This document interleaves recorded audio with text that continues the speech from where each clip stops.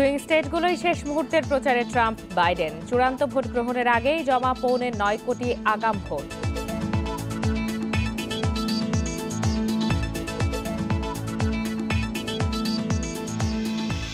বিশ্বে একদিনে 5,73,000 করোনা শনাক্তের নতুন রেকর্ড। শুধু যুক্তরাষ্ট্রে নতুন আক্রান্ত 1 লাখের বেশি মানুষ।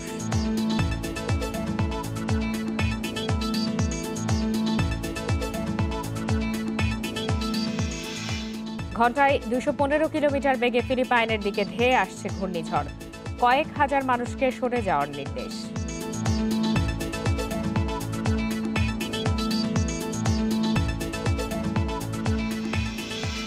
তুরস্কের ইজমিরে 6.6 মাত্রার ভূমিকম্প, 27 জনের মৃত্যু, আহত প্রায় 500। গ্রিসেও ভূকম্পন অনুভূত।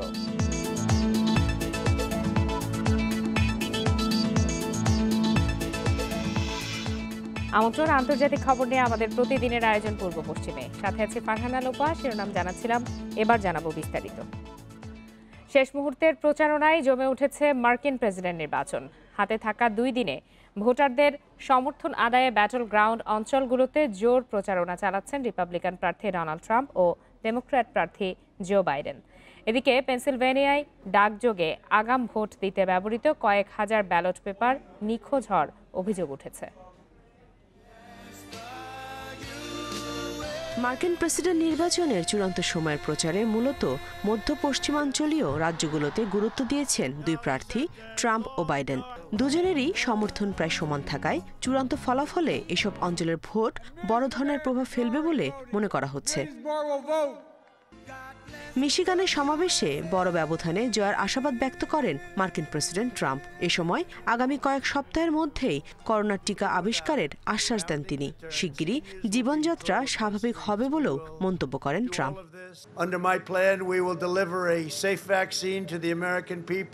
আমেরিকার সব নাগরিকের কাছে করোনার ভ্যাকসিন পৌঁছাবে। বিনামূল্যে ভ্যাকসিন সরবরাহে অগ্রাধিকার পাবেন বয়স্করা। খুব শীঘ্রই এই মহামারী থেকে মুক্তি পাবে যুক্তরাষ্ট্র, স্বাভাবিক ছন্দে ফিরবে জনজীবন, আর আগামী বছর নতুন উচ্চতায় পৌঁছাবে মার্কিন অর্থনীতি।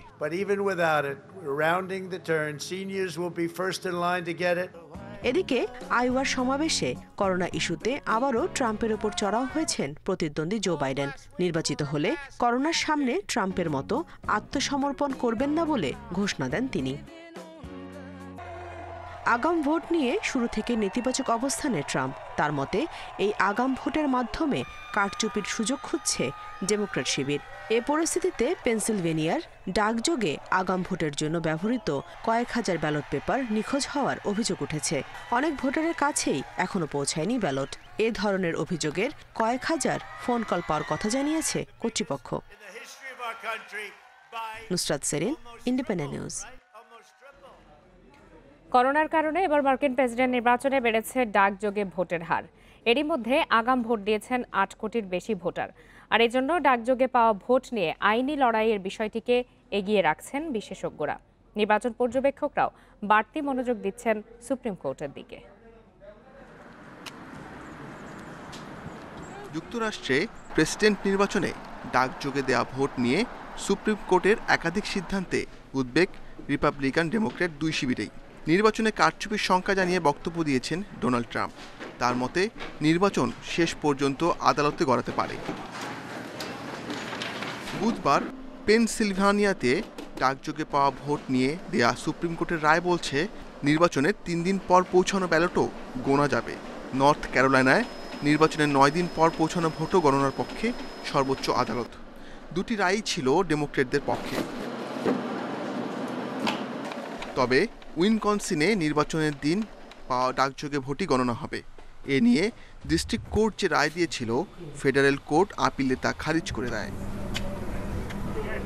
যুক্তরাষ্ট্রে ডাকযোগে ভোট গণনা নিয়ে এক এক রাজ্যে এক এক রকম নিয়ম চালু। 28 রাজ্যে ডাকযোগে দেওয়া ভোট পৌঁছতে হবে নির্বাচনের দিন।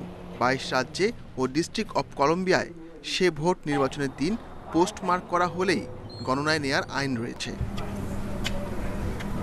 এর আগে 2000 সালের নির্বাচনেও তৈরি হয় এ পরিস্থিতি। সেবার ফ্লোরিডায় পিছিয়ে পড়ে ডেমোক্র্যাট প্রার্থী আল গোরের আবেদনে আবারও ভোট গণনার বিষয়টি গড়ায় আদালতে। তবে সুপ্রিম কোর্ট তা খারিজ করলে শেষ হাসি হাসেন রিপাবলিকান জর্জ বুশ। ভোটের ঠিক আগে সুপ্রিম কোর্টে রক্ষণশীল হিসেবে পরিচিত অ্যামি কোনি ব্যারেটকে বিচারপতি নিয়োগ দিয়েছেন ট্রাম্প। বিশ্লেষণ বলছে, দুই প্রার্থীর ভোটের ব্যবধান বেশি হলে কোনো সংকট হবে না, তবে ব্যবধান কাছাকাছি হলে মামলা গড়াবে আদালতে। ডেমোক্র্যাটদের শঙ্কা, এক্ষেত্রে সুবিধা পাবেন Republican Trump. Ashiq Hossain, Independent News. বিশ্বে আবারও একদিনে 5,73,000 করোনা শনাক্তের নতুন রেকর্ড হয়েছে। এর মধ্যে শুধু যুক্তরাষ্ট্রে নতুন সংক্রমিত 1 লাখের বেশি, যা দেশটির একদিনে সর্বোচ্চ সংক্রমণের রেকর্ড। এ পর্যন্ত বিশ্বে মোট আক্রান্তের সংখ্যা 4,58,00,000-এর বেশি। এছাড়াও নতুন 7,500 মৃত্যু নিয়ে মোট প্রাণহানি 11,93,000 ছাড়িয়েছে। দ্বিতীয় দফার সংক্রমণে বিশ্বজুড়ে একের পর এক রেকর্ড গড়েছে করোনা।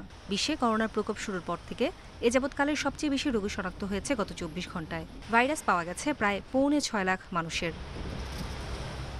এদিকে সংক্রমণের নতুন রেকর্ড দেখেছে যুক্তরাষ্ট্র। দেশটিতে একদিনে সর্বোচ্চ 1 লাখের বেশি শনাক্ত হয়েছে। এ নিয়ে যুক্তরাষ্ট্রের মোট সংক্রমিতের সংখ্যা 93 লাখ। দেশটিতে নতুন করে প্রাণ গেছে প্রায় 1,000 মানুষের। এ পর্যন্ত দেশটির মোট প্রাণহানি দাঁড়ালো 2,35,000।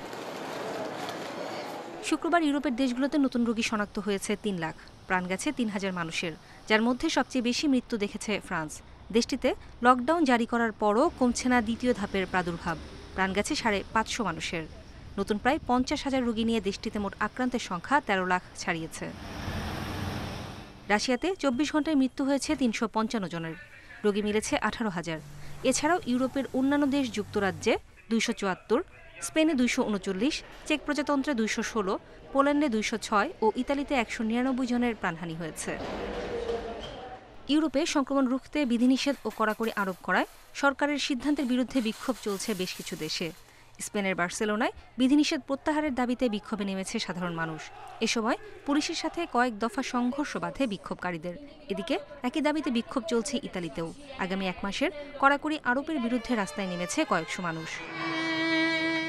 বেলজিয়ামে বিধিনিষেধ আরোপের পরও দ্বিতীয় ধাপের সংক্রমণ না কমায় নতুন করে আংশিক লকডাউন ঘোষণা করেছে দেশটির সরকার। দেশটিতে নতুন রোগী শনাক্ত হয়েছে প্রায় 24,000। প্রাণ গেছে 138 জনের। এছাড়াও সংক্রমণ রোধে বিধিনিষেধের পাশাপাশি কাউন্টিগুলোর মধ্যে ভ্রমণ নিষেধাজ্ঞা জারি করেছে পর্তুগাল। তবে ভারতে কিছুটা কমেছে প্রকোপ। 24 ঘন্টায় 550 জনের প্রাণহানি হয়েছে সেখানে। এ নিয়ে ভারতের মোট প্রাণহানি 1,21,000-এর বেশি। নতুন 48,000 রোগী নিয়ে দেশটির আক্রান্তের সংখ্যা 81 লাখের বেশি। এছাড়াও নতুন করে ব্রাজিলে 529, মেক্সিকোতে 516, ইরানে 356 ও আর্জেন্টিনায় 350 জনের মৃত্যু হয়েছে। নূরে জান্নাত, ইন্ডিপেন্ডেন্ট নিউজ। ভারতে করোনায় প্রাণহানির ঝুঁকি বাড়াচ্ছে বায়ু দূষণ। ইউরোপিয়ান সোসাইটি অব কার্ডিওলজির জার্নালে উঠে এসেছে এই তথ্য। তাতে বলা হয়েছে, জুন পর্যন্ত ভারতে যত মৃত্যু হয়েছে তার 17% বায়ু দূষণের সঙ্গে সম্পর্কিত। বিশ্ব স্বাস্থ্য সংস্থার হিসেবে প্রতি বছর বায়ু দূষণের কারণে বিশ্বে প্রায় 70 লাখ মানুষের মৃত্যু হয়।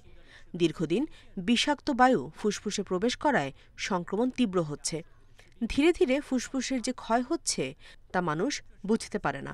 সব মিলিয়ে কম বেশি সব মানুষের ফুসফুস ক্ষতিগ্রস্ত। শ্বাসযন্ত্রের সমস্যা মৃত্যুকে ত্বরান্বিত করছে, কিন্তু বার্ষিক বায়ু দূষণের সঙ্গে এবার যোগ হয়েছে করোনা সংক্রমণ, যার প্রধান শিকার ফুসফুস। ফলে নভেম্বর থেকে জানুয়ারি শীতের মৌসুমে কি পরিস্থিতি হতে চলেছে তা নিয়ে এরই মধ্যে উদ্বেগ প্রকাশ করেছেন বিশেষজ্ঞরা। কারণ কলকাতা সহ ভারতের বায়ু শীতে আরও দূষিত হয়ে ওঠে। এরই মধ্যে বাড়তি উদ্বেগ বাড়িয়েছে ইউরোপিয়ান সোসাইটি অব কার্ডিওলজির জার্নাল কার্ডিওভাস্কুলার রিসার্চ সিভিআর-এর প্রকাশিত প্রতিবেদন। এতে বলা হয়েছে, গত জুন পর্যন্ত ভারতে কোভিডে যত মৃত্যু হয়েছে তার 17%ই বায়ু দূষণের সঙ্গে সম্পর্কিত। ভারতীয় চিকিৎসকদের মন্তব্য এক। বাতাসে ভাসমান অতি সূক্ষ্ম ধূলিকণা ক্রমাগত ঢোকার কারণে ফুসফুস ক্ষতিগ্রস্ত হচ্ছে। আগে থেকেই ফুসফুস ক্ষতিগ্রস্ত হওয়ায় করোনার ধাক্কা তারা সামলাতে পারেননি। বিশ্ব স্বাস্থ্য সংস্থার হিসেবে সবচেয়ে দূষিত দেশের তালিকায় প্রথমেই ভারতের স্থান। করোনায় দ্বিতীয় ধাপের সংক্রমণ রোধে বাড়তি সতর্ক থাকার পরামর্শ চিকিৎসকদের। রাজ্য সরকারগুলো নিতে শুরু করেছে বায়ু দূষণ কমানোর নানা পদক্ষেপ। Nusrat Jerin, Independent News. সৌদি আরবের মক্কায় মসজিদুল হারামের ফটকে একটি গাড়ি এসে ধাক্কা দেওয়ার ঘটনা ঘটেছে। শুক্রবার স্থানীয় সময় রাত 10:30টার দিকে ঘটে এই ঘটনা। একটি হুন্দাই কার বাইরের দুটি অস্থায়ী ব্যারিকেড ভেঙে মসজিদ আল হারামের 89 নম্বর বাদশাহ ফাহাদ ফটকে দ্রুত গতিতে ধাক্কা দেয়। এ ঘটনায় হতাহতের কোনো তথ্য মেলেনি, তবে আটক করা হয়েছে ওই গাড়ি চালককে। ঘটনার তদন্ত করছে সৌদি পুলিশ। দুর্ঘটনার বিষয়ে মক্কার নিরাপত্তা বাহিনীর মুখপাত্র জানিয়েছেন, গাড়ির চালককে মানসিক ভারসাম্যহীন অবস্থায় আটক করা হয়। সৌদি নাগরিক হিসাবে তার পরিচয় নিশ্চিত হওয়া গেছে। এই ঘটনার ভিডিও ভাইরাল হয়েছে সামাজিক যোগাযোগ মাধ্যমে।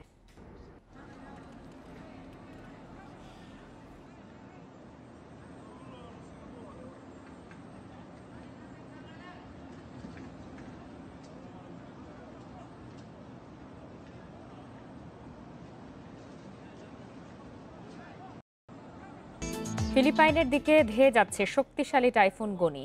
5 মাত্রার ঝড়টি রোববার লুজন দ্বীপে আছড়ে পড়তে পারে। পশ্চিম প্রশান্ত মহাসাগরে উৎপন্ন ঝড়টিকে 2020 সালের সবচেয়ে শক্তিশালী টাইফুন বলছেন আবহাওয়াবিদরা। লুজন দ্বীপের দক্ষিণাঞ্চলের কয়েক হাজার বাসিন্দাকে নিরাপদ স্থানে সরে যাওয়ার নির্দেশ দিয়েছে সরকার। এছাড়া আশপাশের ক্যামারিন নর্টে, দক্ষিণ ক্যামারিনেস ও আলবে প্রদেশে ভূমিধসের ঝুঁকিতে থাকা বাসিন্দাদের সরে যেতে বলা হয়েছে। ঝড়ের প্রভাবে ভয়াবহ বন্যার আশঙ্কা করা হচ্ছে সেখানে। এ অবস্থায় করোনার বিধিনিষেধ ও সামাজিক দূরত্ব নিশ্চিতে হিমশিম খাচ্ছে কর্তৃপক্ষ। বর্তমানে ঘন্টায় 215 কিলোমিটার বেগে বাতাস ও প্রবল বৃষ্টি নিয়ে ধেয়ে যাচ্ছে টাইফুনটি। এর আগে গেল সপ্তাহে টাইফুন মোলাভের তাণ্ডবে 22 জনের প্রাণহানি হয় দেশটিতে।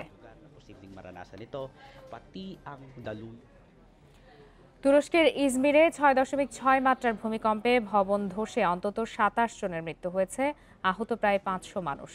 কম্পন অনুভূত হয়েছে প্রতিবেশী দেশ গ্রিসেও, সেখানে মারা গেছে 2 শিশু। ভূমিকম্পের পর 2 দেশেই আঘাত হানে সুনামি। বন্যায় প্লাবিত হয়েছে গ্রিসের সামোস দ্বীপ ও তুরস্কের ইজমির উপকূলের কিছু অংশ।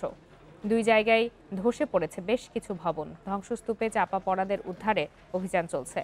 ফল্ট লাইনের ওপরে অবস্থান থাকায় প্রায়ই তুরস্ক ও গ্রিসে ভূমিকম্প অনুভূত হয়। আরও সন্ত্রাসী হামলার শঙ্কায় সর্বোচ্চ সতর্ক অবস্থানে আছে ফ্রান্স। নিরাপত্তা নিশ্চিতে দেশ জুড়ে মোতায়েন করা হয়েছে অতিরিক্ত সেনা। ফরাসি স্বরাষ্ট্রমন্ত্রী আরটিএল বেতারে দেয়া এক সাক্ষাৎকারে আরও হামলার আশঙ্কা করে সবাইকে সতর্ক থাকার পরামর্শ দিয়েছেন। তবে এ লড়াই কোনো ধর্মের বিরুদ্ধে নয় বলে নিশ্চিত করেন তিনি। এদিকে নিজ শহরের ছুরি হামলায় নিহতদের প্রতি মোম জেলে শ্রদ্ধা জানিয়েছেন স্থানীয়রা। ভূতের ভয়ে জড়সড় হয় না এমন মানুষ খুব কমই খুঁজে পাওয়া যাবে। আর এই ভূতকে নিয়েই হ্যালোউইন উৎসব আজ। এবার যুক্তরাষ্ট্রের সবচেয়ে বড় আকর্ষণ পেনসিলভেনিয়ার ক্রিসি ও ডমিনিক দম্পতির বাড়ির সামনে বসানো 12 ফুট উঁচু মানব কঙ্কাল। সান ফ্রান্সিসকোর হন্টেড হাউসেও বেড়েছে ভিড়। ইতালিতে নতুন সাজে সেজেছে রোমের থিম পার্ক।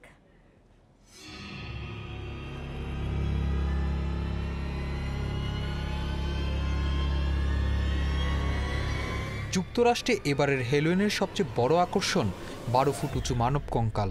90 পাউন্ড প্লাস্টিক ও লোহায় তৈরি এই ভাস্কর্য সবার নজর কাড়ছে।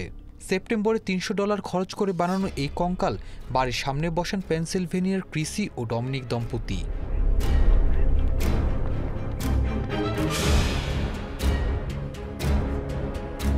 সান ফ্রান্সিসকোর এই হন্টেড হাউসের রোমাঞ্চপ্রিয়দের ভিড় পুরনো।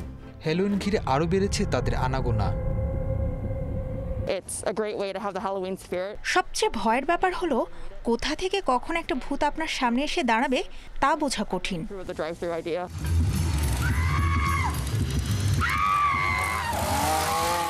হ্যালোউইন ঘিরে নতুন রূপে সেজেছে ইতালির রোম থিম পার্ক। পুরো এলাকা চষে বেড়াচ্ছে জম্বি। আলো আধারের এই পরিবেশে দুর্বল চিত্তদের জন্য সময় কাটানো বেশ কঠিন চ্যালেঞ্জ।